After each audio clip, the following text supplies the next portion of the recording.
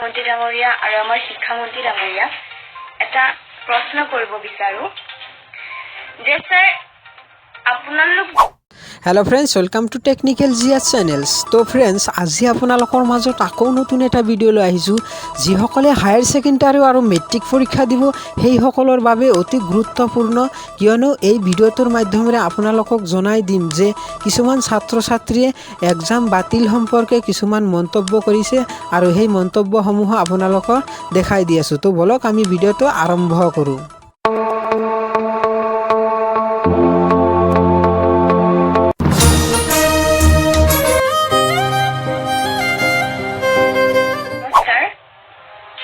মই এজনী দ্বাদশ শ্ৰেণীৰ ছাত্ৰী। সৰ্বপ্ৰথমে মই মুখ্যমন্ত্ৰী ডাঙৰীয়া আৰু আমাৰ শিক্ষামন্ত্ৰী ডাঙৰীয়া এটা প্ৰশ্ন কৰিব বিচাৰো যে স্যাৰ আপোনালোক দুয়োৱে ষ্টুডেণ্টছবোৰক সদায় বেলেগ বেলেগ কথা কিয় কৈ আছে? অৰ্থাৎ শিক্ষামন্ত্ৰী ডাঙৰীয়াই যে বেলেগ এটা কথা কয় আৰু ছাত্ৰ ছাত্ৰীসকলক লৈ আকৌ মুখ্যমন্ত্ৰী ডাঙৰীয়াই বেলেগ এটা কথা কয়। আমি এটা ধৰিব পৰা নাই যে আমি কাৰ কথা শুনো, যাৰ কাৰণে ছাত্ৰ ছাত্ৰীসকলে নিজৰ মানসিক স্থিতিটো হেৰুৱাই দিছে পঢ়াৰ ক্ষেত্ৰত। দ্বিতীয় কুৱেশ্যনটো হ'ল যে ছাৰ আমাৰ ভৱিষ্যতৰ কথা বহুত চিন্তা কৰি আছে আপোনালোকে, হয় সঁচা কথা। সেইকাৰণে আপোনালোকে পৰীক্ষাটো বাতিল কৰিব বিচৰা নাই, মানিলো, ঠিক আছে। কিন্তু অন্য ৰাজ্যবিলাকত আমাৰ সময় বয়সীয়া যোনবোৰ আছে তেওঁলোক কি ষ্টুডেণ্ট নহয় নেকি ছাৰ? সিহঁতৰ কি ভৱিষ্যত নাই নেকি? নে অকল অসমৰ ছাত্ৰ ছাত্ৰীসকলৰে ভৱিষ্যত আছে? যে জীৱন থাকিলেহে ভৱিষ্যতটো আমি গঢ়িব পাৰিম, আৰু যদি জীৱনটোৱে নাথাকে তেতিয়াহ'লে আমি ভৱিষ্যতটো কেতিয়াও গঢ়িব নোৱাৰো। ছাৰ আজি যদি আমাৰ এক্সাম পাতে বা কাইলৈ পৰহিলৈ যদি আমাৰ পৰীক্ষা অনুষ্ঠিত হয়, সকলোৱে যাব পৰীক্ষা দিব, সকলোৱে যাবই লাগিব। 100 জনৰ ভিতৰত কিন্তু ছাৰ 20 জনৰ মৃত্যু হ'ব, আৰু সেইটো হ'বই, আৰু সেইটো কোনো সলনি কৰিব নোৱাৰে।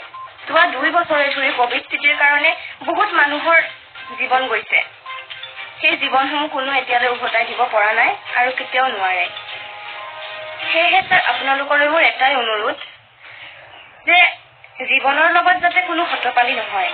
ছাত্ৰ ছাত্ৰীসকলে তেতিয়াহে ভৱিষ্যত গঢ়িব পাৰিব যেতিয়া তেওঁলোকে এখন সুস্থ সবল শৰীৰ লৈ জীয়াই থাকিব পাৰিব। আমাৰ পৰীক্ষাসমূহ বাতিল কৰক, আৰু বাতিল কৰি যেনেকুৱাকে অন্য ৰাজ্যসমূহত অন্য পদ্ধতিৰে পৰীক্ষাসমূহ ল'ব, ঠিক তেনেকৈয়ে আমাৰ যাতে পৰীক্ষাসমূহ লয়।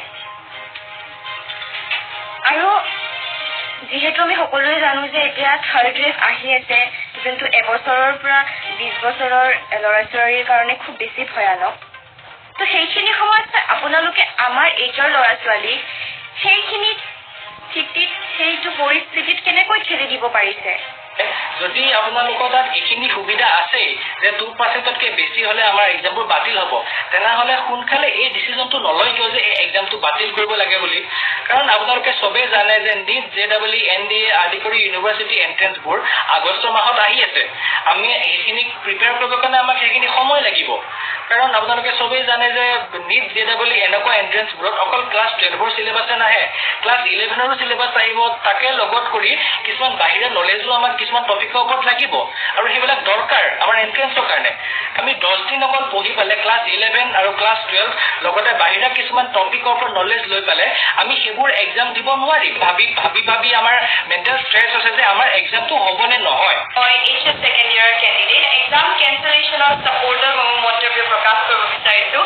আমি গম পাইছিলোঁ যে আমাৰ PM মোদী ছাৰে CBSE ষ্টুডেণ্টছৰ মেণ্টেল, ফিজিকেল আৰু চাইকলজিকেল হেল্থৰ কথা চিন্তা কৰি তেওঁলোকৰ ক্লাছ 10 আৰু 12ৰ এক্সাম কেঞ্চেল কৰা হৈছে, আৰু তেওঁৰে গাইডেঞ্চ পালন কৰি দেশৰ বহুতো ৰাজ্যই নিজৰ ক্লাছ 10 আৰু 12ৰ এক্সাম কেঞ্চেল কৰিছে। তেন্তে আমাৰ ক্ষেত্ৰত অসম চৰকাৰে আমাৰ HSLC আৰু HS এক্সাম কেঞ্চেল কৰা নাই। এই ক্ষেত্ৰত আমাৰ ক'ত গ'ল right to equality according to article 14? আৰু চৰকাৰৰ পলিচিজৰ কাৰণে হয়তো চাগে আমি অসমৰ ছাত্ৰ ছাত্ৰীসকলে বহুতো ইউনিভাৰ্চিটিজ আৰু কলেজত এডমিশ্যন নাপাম, কাৰণ তেওঁলোকৰ ইউনিভাৰ্চিটিজ আৰু এডমিশ্যনৰ প্ৰচিডিংছ আৰম্ভ হ'ব জুলাইৰ পৰা। তেতিয়া আমি চৰকাৰৰ পলিচিজৰ কাৰণে আমি আমাৰ সপোন বাতিল কৰিব লাগিব? যদি তেনে হয় তেনে ক'ত গ'ল আমাৰ ৰাইট টু এডুকেশ্যন? কিয় আমি ইকুৱেল অপৰচুনিটি পোৱা নাই আমাৰ এডুকেশ্যন আৰু আমাৰ ফাৰ্ডাৰ ডিগ্ৰী পাৰ্চিউ কৰিবলৈ? পৰীক্ষা দিম বুলি ভাবিছে, বাট এতিয়া কনফিউজ কৰি আছে ন বৰ্তমান। এতিয়া CBSE এক্সাম যেতিয়া কেঞ্চেল কৰি দিল, কৰোঁতে আমিও যে ভাবিলোঁ আমাৰো চাগে এক্সাম কেঞ্চেল কৰিব, তেতিয়া আমি অলপ ৰখি গ'লোঁ আৰু পঢ়াটো। এতিয়া আৰু ঘপককৈ আহি কেনে কৈছে যে এক্সামটো হ'ব এতিয়া।